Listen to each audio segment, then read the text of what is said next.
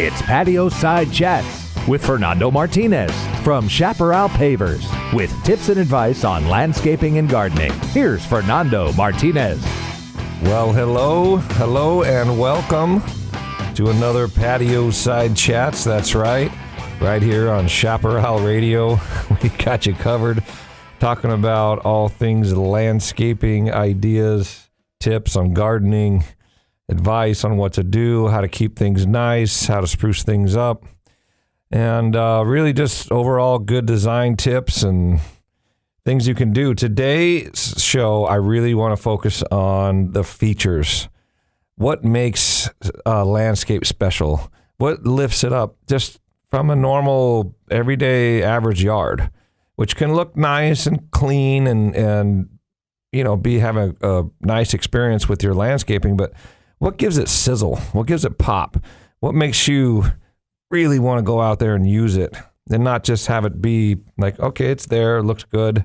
But what's going to be that tether, that rope that kind of pulls you out into a backyard space or to a courtyard area or really put a smile on your face when you come home?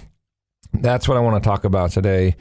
And a lot of times we refer to them as features or sizzle or pop, and so you get something that really strikes your attention, focal points.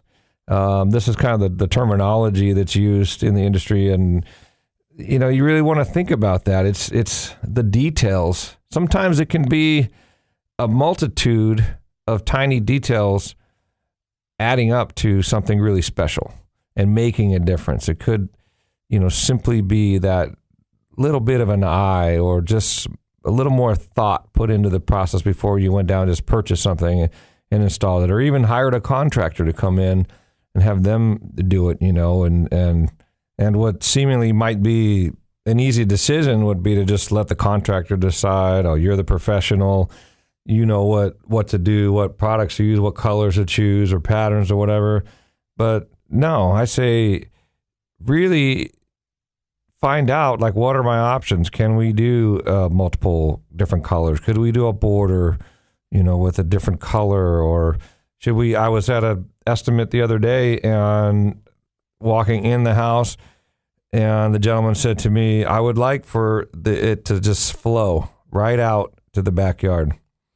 So I'm thinking, okay, how are we going to have this landscape come from inside the house and just kind of flow to outside and draw you out there and really make it feel like you just want to go from the house and just pull you right out to the backyard and enjoy the whole space and really truly increase the square footage of the living space.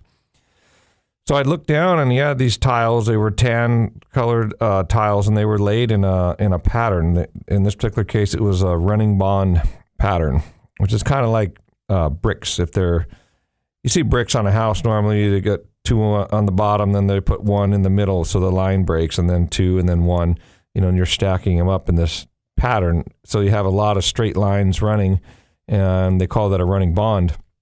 You can look it up on Google or whatever. So I thought what would be really cool is if we did pavers in a similar color. They were kind of like, the tiles were like tan with white, but it was a real light tan, and it was similar to sandstone blend over at Airwall. So I thought we could do the same running bond pattern with a similar color paver to the flooring on the inside, and just continue that to the outside. And the Airwall makes a Magnum paver, which is the big one in the Romans. They have three sizes: Magnums, Roman 1s, Roman 2s. But the Magnums are about 8 by 11, somewhere along there. And so it was nice, I was thinking we can line these up. They were similar shape to the tiles that he had, and really just draw your eye. It's just continue those lines to the outside. And so then I thought, okay, well, what else is going to really bring them outside? We could leave a little room from the fence, put some plants. There's a backdrop. You had the fence. So I went to the front door, and the way their house was set up, if you open the front door, you can see through the house to the back slider. And then from there, you can see into the backyard. So I thought, we need a feature. We need a focal point. We need some pizzazz, something to really say, hey, come out here. And so my thought was a fire pit. They wanted a nice big patio back there, and I understand when you come out to the outside, you want a table, chairs, maybe a dining table, some wicker furniture, that a wicker couch or some wicker chairs or something that, you need room for all these things. And then I thought, well, if we have a fire pit, some furniture there, plants as a backdrop along the fence, the pattern of the pavers drawing you out to the backyard, that to me is good design, well thought out. It enables you to have some features, something, a focal point. Also what I would equate with that would be warmth, especially in the evening. It gets cool. You see the fire, see the flicker of the flames, the color bouncing off the fence, off the house. It's just so inviting. And to have a warm space, it's huge. I mean, if you're trying to add square foot to a home and make it usable and it's outside, heat has to be addressed.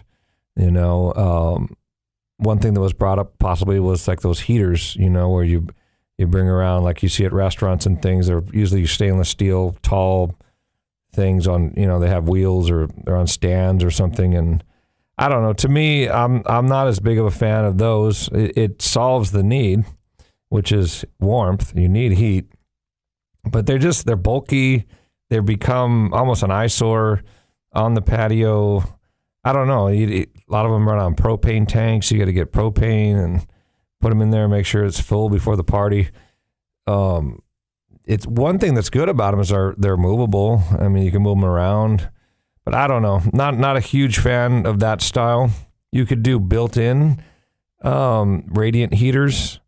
If you have maybe a patio cover or something, you can think about it ahead of time and run a gas line up there and mount these heaters. But to me, a fire pit is just amazing. The look, the pit itself can have a nice color or a cap, or you can use lava rock on top. You can put polish. They make these beautiful polished, what they call lava stones.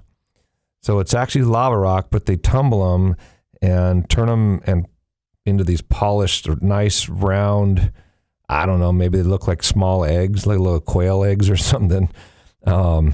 Absolutely gorgeous.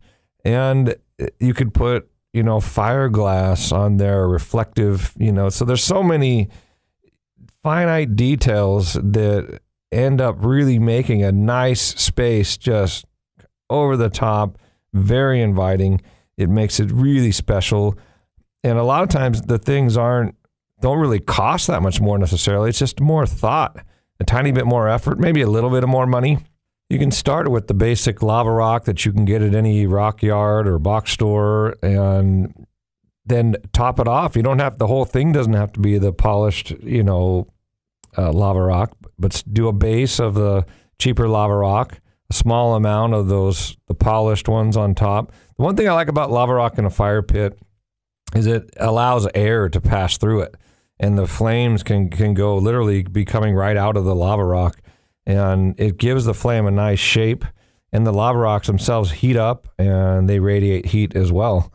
So I really like it in a fire pit. Now, the polished stones do the same thing. Even though they're polished, they still let the heat through in the air, and they just add just a little bit more detail. You can also mix in fiberglass with that, and it looks fantastic. Maybe some black reflective glass. So even if you do see some lava rock underneath and you're still getting some reflections of black reflective glass, small pieces, you got the polished stones. I mean, I don't know. To me, that just really, really lifts the project up, and it's exciting, when you go and you turn it on, and it just feels like something really special. Now, also water features. And it could be something, if you have no sound in your back area at all, it can be peaceful. Maybe the birds, or, you're sitting out there relaxing. If there's traffic noise, if dogs are barking, sometimes neighbors can be out in their backyard. You hear them talking. It's just not as relaxing. So having the sound of water to kind of mask ambient sounds or maybe unwanted sounds that are out there, you just kind of want to tune out. It's very helpful. And it could be something as simple as a fountain if you already have an existing landscape. If you don't and you're re-landscaping new, really think about that ahead of time. Do we need to run water lines? Do we need to put a drain over by where a water feature would be? Or, do we do some sort of built-in water feature so that, you have a really good experience with it and not just relying on a cheap fountain that sometimes can be hard to clean, and then the pump, and they have to run electricity to the area, so again, thinking these things through, thinking them out, and planning during the planning stages on the features, on the pop, on the sizzle, and remember that those end up being the most important things, and sometimes they're the first things cut out of the budget. We give them a price. I go out and say, oh my gosh, this is going to be a beautiful yard. Maybe like the estimate I was talking to earlier, they could cut the fire pit out, but, then you just have patio and plants. Yeah, you'll have room for the chairs and the tables and some plants, drip, some bark. It'll look good, but it won't draw you out into that backyard. It won't really give you that special view from the front door through the house. The features are what does that. The sizzle, the pop, that's what really makes it. So yeah, water features, getting that sound, absolutely. Lighting is huge. Dusk is the most special time of the day. It's amazing. You come home from work, the sun's going down, the wind kind of dies down, and when the landscape lights are coming on, you can really help feature things. Maybe you've got a really nice magnolia in a corner, or a purple leaf plum, or some sort of, a tree that's got a nice trunk or bark to it, or maybe even it's a large oak tree. A lot of people have oaks in their yards here, or multiple oaks throughout a yard. You can completely change the look of a landscaping dramatically in the evening with landscape lighting on picturesque oak trees lit from underneath.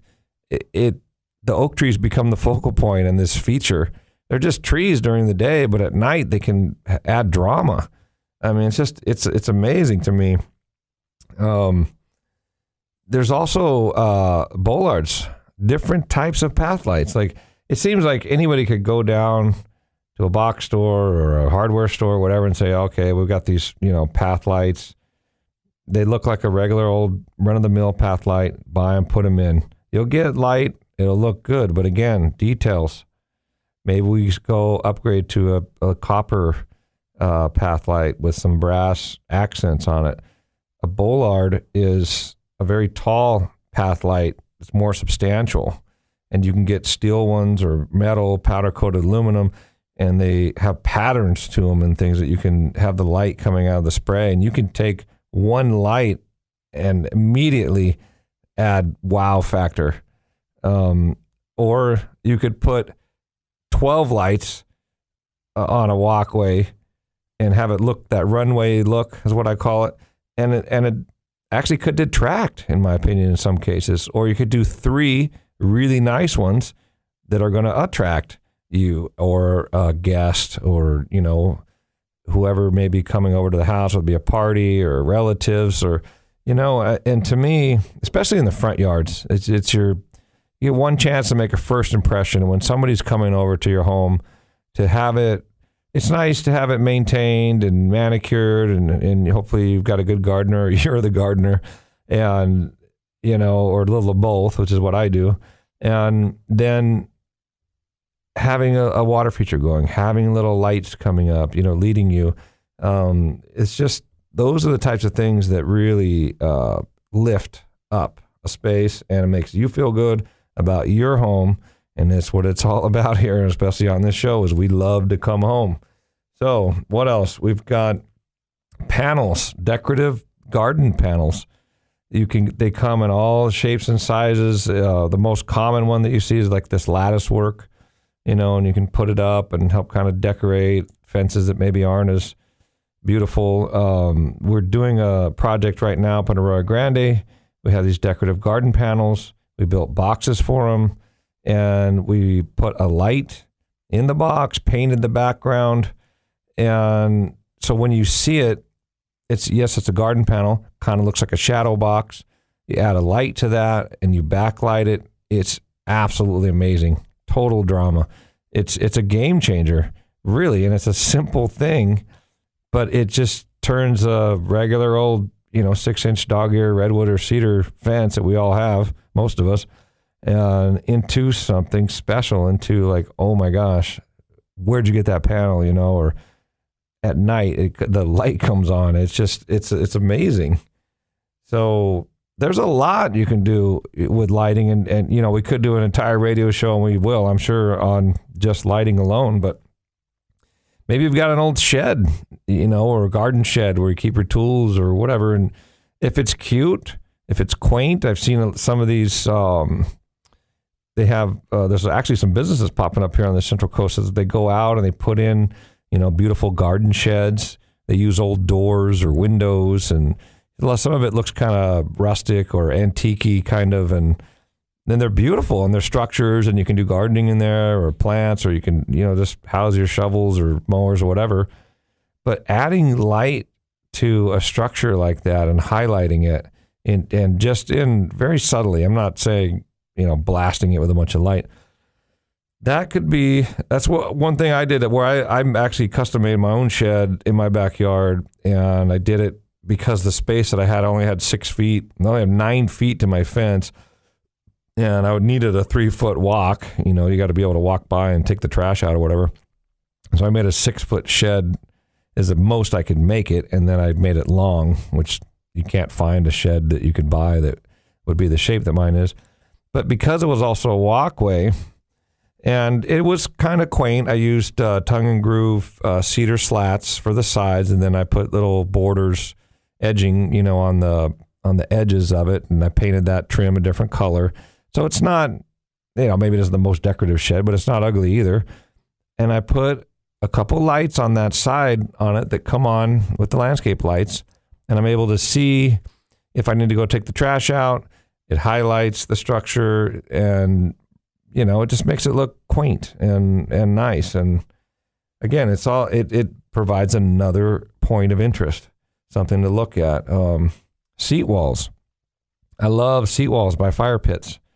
So if you do a fire pit, or maybe have an existing fire pit, and you're just, putting the chairs around there or moving them or whatnot, if you want a backdrop to the fire pit, which can look really nice, you can put a little seat wall. I can do them out of block. Airvol sells a really, it's called a really versatile stone. It's called Morrow stones, and you can pretty much make whatever. It's like giant Legos. It's kind of fun. Put them together. You can make a seat wall out of them. You can curve it a little bit. You don't want to make it more than 16, 18 inches high, so you can sit on it. Little cap, and you could put a couple little lights under there, and it just adds a lot to a fire pit area to have that backdrop. Seat wall, it's usable. It looks great. Looks great at night with lights. It's going to look good when the fire is on. One thing I do want to mention when you're doing lighting is turn all the house lights on and the outdoor line voltage lights, and make sure that whatever lighting system you do looks good with those on, and also then turn everything off, and the lighting system should still look good even with all those lights off. So it's a lot to think about. So yeah, definitely consider that, and during the planning phase. So speaking of that, when we come back, I want to talk about pots and how to plan for the irrigation and what kind of size those pots should be, because I think, especially now that we're doing a lot of hardscaping these days and with low maintenance and, really keeping the areas usable too. There's nothing more usable than hardscape, big patio.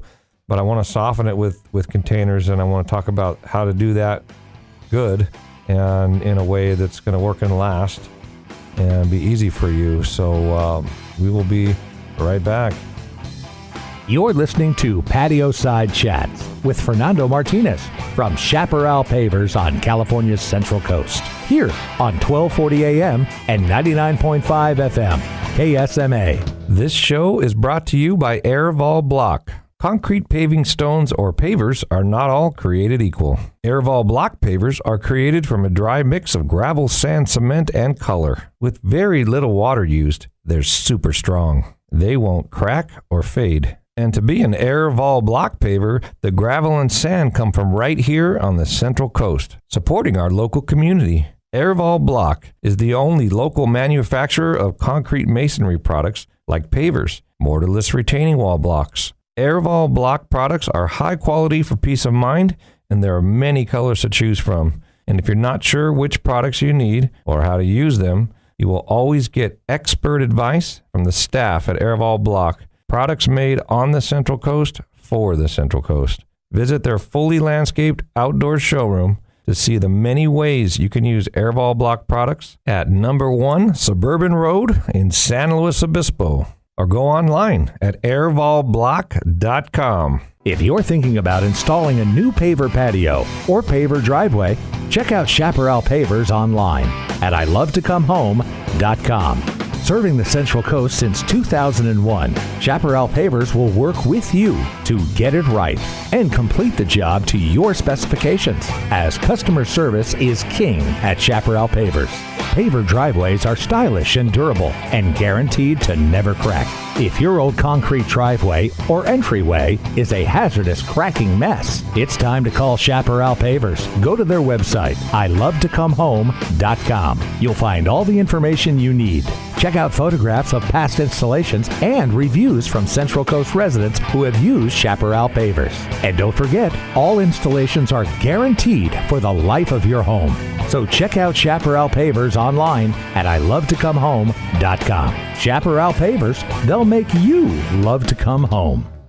Now, back to Patio Side Chats with Fernando Martinez from Chaparral Pavers on KSMA. And we are back.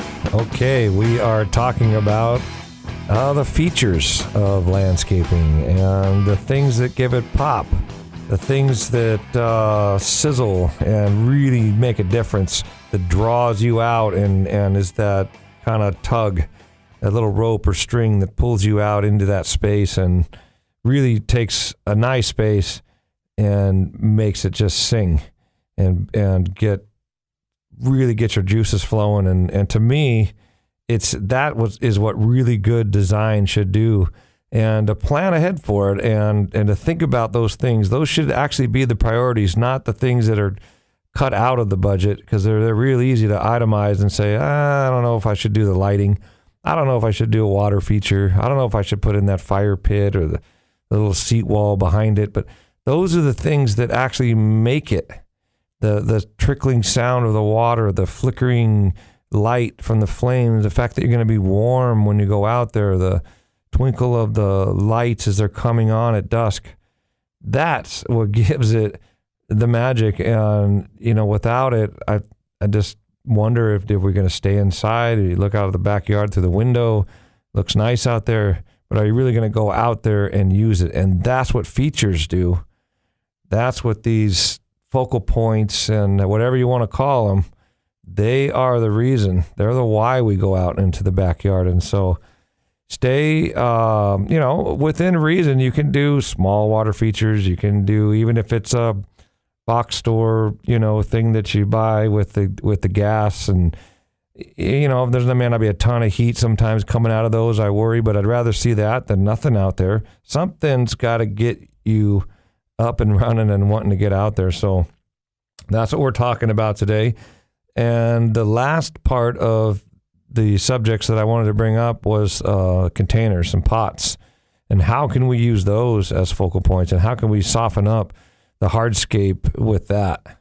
So let's dive right into it. Planning ahead, if you're putting in a new patio or pavers or whatever it might be, is to know where your pots are going to go ahead of time. Huge. And run a pipe over there that you're planning on putting on a separate valve just for the pots on the patio. And it's going to be a really, really game changer, because it's to go and water pots by hand, or you can go on vacation. It's silly. So you have to run these pipes ahead of time. So then when the patio goes in, you set your pots where they go and you have irrigation to them, and whatever you plant in there is going to actually live and do really well with consistent watering. Now, having said that, there are some plants that you could do that could take hand watering, more along the lines of succulents and cactus or, agaves, maybe certain grasses could be okay without irrigation. I'm not saying you can't do pots without irrigation, but drought-tolerant plants, no. They do not go in containers. They're not drought-tolerant in containers. They're drought-tolerant because they have deep, long, extensive root systems. And that type of root system in a pot is not good. It gets root-bound really fast and actually takes more water. So the plants with small roots and not deep root systems like succulents are really good in pots, especially if you don't have irrigation to them, if the patio's already in or you didn't have the option. Now, here's the other thing. Big pots. Small pots get dry really fast. I know I'm talking about watering, but watering seems to be really, in my opinion, the biggest deal with pots and the deal breaker. If the pot isn't big enough, you don't get enough soil in there, it's going to be extremely hard to keep it watered. Plant material is not going to do well. You're not going to have a good experience with pots. So when it comes to pots, bigger is better, more soil is better. And they look more substantial anyway. When you see them out on a big patio, you don't want to see a tiny little pot, doesn't do anything. Colors of the pots. Think about the color of your home, the color of the pavers. Are we tying in the colors with the pots? Are we contrasting? Does that color contrast well? Does it look good? And then tie in the color of the plant material with those as well. So you have all tan pavers, let's say, and you want, this kind of a chalky bluish green, container, and then you put in there a chalky blue-green agave or succulent or something. It's really going to look designed. It's going to feel really nice. Do things in odd numbers. Do pots in threes. You can do one single pot by itself. Now, if you do 3 pots together, do 3 different sizes. A nice big one, just a little bit smaller, still big, and then maybe a medium-sized pot, and do all 3. Plan the 3 plant materials to go in conjunction with each other. Maybe plant something small to hang over the pot, and if you have the automatic irrigation, they're going to look really nice. They soften up hardscape really good. They do a great job at it. Anyway, that's all the time we have for today. You can always find us on Facebook, Chaparral Pavers, and you got our website, ilovetokomehome.com. If you have a suggestion for a future show, you can always leave that at the website or our Facebook. Thanks again, and we will see you next week, so have a great week. This has been Patio Side Chats with Fernando Martinez from Chaparral Pavers. Go to ilovetokomehome.com to find out more, or call 805-588-6917. And be sure and tune in next week at this same time for Patio Side Chats here on KSMA.